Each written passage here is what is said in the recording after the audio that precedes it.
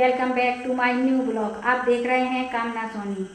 आज मैं तीसरे एपिसोड में आपको ये बताने वाली हूँ कि मेरी शादी में मेरी जयमाला किस तरह डली।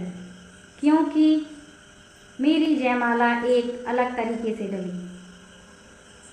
वो क्या है ना, जो लड़का है वो लड़की को देखना नहीं चाहता था। आगे आपको मैं बताऊंगी। मेरे हस्बैंड ने मुझे इस तरह जयमाला डाली कि मेरी पूरी जयमाला ऊपर से नीचे तक निकलने ही वाली थी और मैंने यूं पकड़ ली कि वो नीचे ना गिर जाए।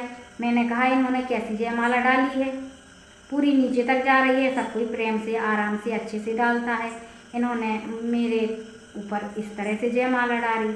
मैंने मन में मेरे विचार आया, फिर मैंने कहा चलो कोई बात नहीं, शायद उन्होंने इतनी बड़ी माला है और डाली है तो वो शायद नीचे तक पहुंचने वाली थी और मैंने पकड़ ली। जब मेरी जयमाला हो गई, मेरी शादी हो गई, मेरी विदा हो गई और मैं विदा करके इनके घर गई और घर जाने के बाद मेरी 1 महीना 2 महीना मेरी ज़िंदगी आगे चलने लगी। और इन्होंने फिर मुझे एक दिन सच्चाई बताई। इन्होंने कहा कि मैं तुमसे शादी करना नहीं चाहता था। मैंने कहा क्यों? कहने लगे कि तुम मुझे बिल्कुल पसंद नहीं थी। मेरे पापा ने कहा और मेरे जीजाजी ने कहा कि मैंने अपने पापा से कहा था और अपने जीजाजी से कहा था कि मुझे शादी नहीं करनी, मुझे लड़की पसंद नहीं है। फिर उनके पापा और जीजाजी ने कहा इसीलिए इन्होंने मुझसे शादी कर ली। मैंने कहा अब तो आपकी मेरे साथ शादी हो ही गई है, अब तो मैं आपकी पत्नी बन गई हूँ। फिर इन्होंने कहा हाँ अब तो तुम मेरी पत्नी बन गई हो, अब मेरी शादी तो तुम्ही के साथ हुई है। लेकिन जब इन्होंने मुझसे ये कहा कि तुम मुझे पसंद नहीं थी और मैंने कहा था कि पापा मुझे लड़की पसंद नहीं है, तो मुझे बहुत ज़्यादा बुरा लगा। मुझे इतना बुरा लगा कि मैं बता नहीं सकती। और मैंने आज तक किसी से भी नहीं बताया कि जिससे मेरी शादी हुई उसने मेरे लिए ऐसा कहा था। मेरा मन उदास हो गया। लेकिन जिससे मेरी शादी हुई और उससे मेरी शादी हुई तो हम दोनों को अब शादी तो हो गई, तो आगे की ज़िंदगी तो व्यतीत करनी ही है। फिर उसके बाद मैं परेशान तो रहती थी इनकी वजह से, क्योंकि इनकी कुछ हरकतें ऐसी थीं जो मुझे शादी के बाद पता चली। ये मेरे पति दारू भी पीते थे। हाँ, शाम को रात को जब घर आते थे दुकान बंद करके तब पी कर आते थे, वैसे नहीं पीते थे। मुझे बाद में पता चला। मैंने कहा चलो कभी कभी पीते होंगे, लोगों का शौक़ होता है पीना, कोई बात नहीं। मैंने कहा हाँ छूट जाएगी, कोई बात नहीं। इनके भाइयों ने भी कहा, इनकी माँ ने भी कहा कि परेशान मत हो, वो छोड़ देंगे। फिर मेरी ज़िंदगी का कैलेंडर शुरू हो गया, यानी साल बीतने लगे। 1 साल के बाद मेरा एक बेटा हुआ, उसका नाम ईशु है। मेरी शादी 1 जुलाई को हुई थी और दूसरी साल 22 जुलाई को मेरा एक बेटा हो गया, लड़का ईशु। हमारे परिवार के सब लोग बहुत खुश थे, मैं भी खुश थी कि पहला मेरा लड़का हुआ है और मेरे पति भी खुश थे कि लड़का हुआ है। और हम लोग आराम से अपनी ज़िंदगी व्यतीत कर रहे थे। फिर मेरी ज़िंदगी में कुछ ऐसे मोड़ आए और मैं इस तरह से परेशान रहने लगी और मेरे पति मुझे इस तरह से परेशान करने लगी कि जैसे उन्होंने कहा था कि तुम मुझे पसंद नहीं थी, तो वैसे ही मेरे साथ ये बर्ताव करने लगे। बात बात पर गुस्सा करते, मुझे भी मारते और कहते कि जाओ जहाँ जाना हो चली जाओ, यहाँ मत रहो। घर में कुछ परेशानी प्रॉब्लम होने के कारण मेरी और इनकी लड़ाई हो गई। एक दिन इन्होंने मुझे बहुत ज़्यादा ही मारा। इनके सारे लोग इनको मना करते कि भाभी को मत मारो, लेकिन ये दारू पीकर आते थे रात में। तो मेरे तो कुछ समझ में नहीं आता था कि ये दारू पीकर आए हैं कि नहीं आए हैं, क्योंकि मैंने कभी दारू वाले आदमी को अपने साथ कभी नहीं देखा। मेरी माँ और मेरे घर के सारे लोग दारू और गुटखा वालों से बहुत, जो लोग दारू पीते हैं और गुटखा खाते हैं, हम लोग उनको बुरा मानते हैं, हम लोग उनको नापसंद करते हैं, क्योंकि कोई भी माँ बाप ये नहीं चाहेगा कि मेरी लड़की की शादी ऐसे आदमी से हो जो दारू पीता हो। मेरे माँ बाप को भी नहीं पता था, अगर पता होता तो मेरी शादी क्यों करते, कभी नहीं करते, क्योंकि मेरे पापा मुझे बहुत ज़्यादा चाहते हैं। मेरे बहन, मेरा भाई और मेरी माँ मुझे बहुत ज़्यादा चाहती है, आज भी चाहती है, आज भी मेरी फिक्र करती है, आज भी मुझे परेशान देखकर रोती है।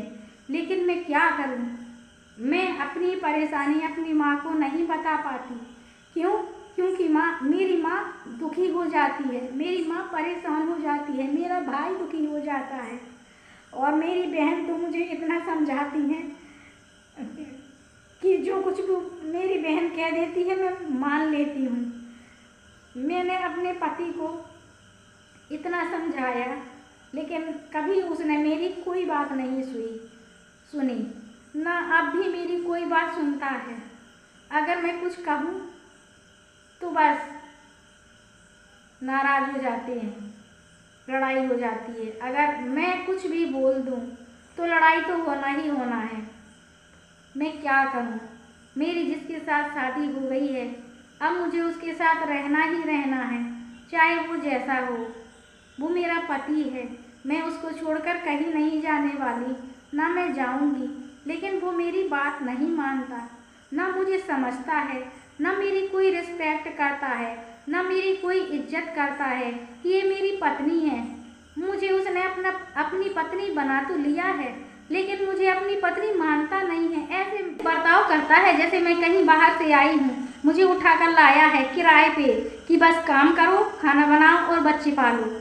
उसके अलावा ये नहीं कहता है कि ये मेरी पत्नी है, मैं अपना सुख दुख अपनी पत्नी से बांटूं, कभी नहीं। अपना सुख दुख मुझसे कभी नहीं बांटते, और मैं भी अपना सुख दुख अगर बांटने जाऊं तो मेरा सुख दुख उसे दिखाई नहीं देता। मैं अगर परेशान हूं तो उसे मेरी परेशानी दिखाई नहीं देती। मेरा लड़का मुझे जान से प्यारा है, और मेरी एक और बेटी हो गई है, वो भी मुझे जान से प्यारी है। मैं अपने पति के साथ रह रही हूँ तो केवल अपने बच्चों की खातिर रह रही हूँ, नहीं तो मैं ऐसे आदमी के साथ रहना पसंद नहीं करूँगी, और ना कभी कोई लड़की चाहेगी कि दारू पीने वाले पति के साथ उसकी शादी हो। लेकिन मजबूरी में मैं रह रही हूँ, मैं क्या करूँ, मेरी कुछ समझ में नहीं आता। मैं कहीं जा भी नहीं सकती बच्चों को छोड़कर, क्योंकि बच्चे मुझे जान से भी ज़्यादा प्यारे हैं। मैं सोचती हूँ अगर मैं कल के दिन मर गई तो मेरे बच्चों को ये पाल पाएगा कि नहीं। मुझे यही चिंता लगी रहती है कि मेरे बच्चे का मेरे बाद क्या होगा। एक दिन इन्होंने मुझे बहुत ज़्यादा मारा और मेरे घर पर फ़ोन लगा दिया और कहा, भैया से कहा, तुम अपनी बहन को ले। मेरा भाई मुझे अपने घर लेवा गया और मैं कुछ महीनों तक उसी घर में रही। फिर मेरे पापा ने फ़ोन लगाया कि बेटा कोई किराए का मकान ले लो मेरी बेटी के लिए, मेरी बेटी उस मकान में नहीं रहेगी। फिर इन्होंने कुछ दिनों बाद मेरे लिए किराए का मकान ले लिया। फिर मैं उस किराए के मकान में रहने लगी, और उसी किराए के मकान में मेरा पहला लड़का हुआ था, और मेरी बेटी भी मेरे किराए के मकान में हुई थी। उसके बाद मेरी ज़िंदगी का सुख और दुख शुरू हो गया। मैं कष्ट और परेशानी से घिर गई। अभी तक मैं दुख और परेशानी से अपनी ज़िंदगी व्यतीत कर रही हूँ, क्योंकि मेरा पति कभी मेरा साथ नहीं देता। मेरे बच्चे होने के बावजूद भी मेरा पति मेरा कभी साथ नहीं देता। वो मुझे समझता नहीं है कि मैं क्या हूँ।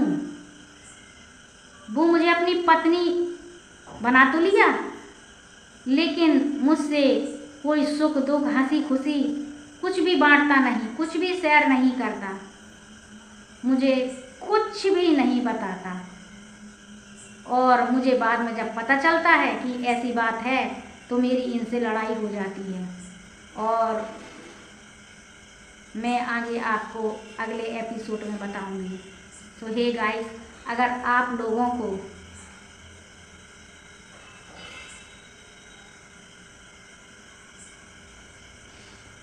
मेरा ब्लॉग अच्छा लगा हो तो मेरे वीडियो को लाइक कीजिए।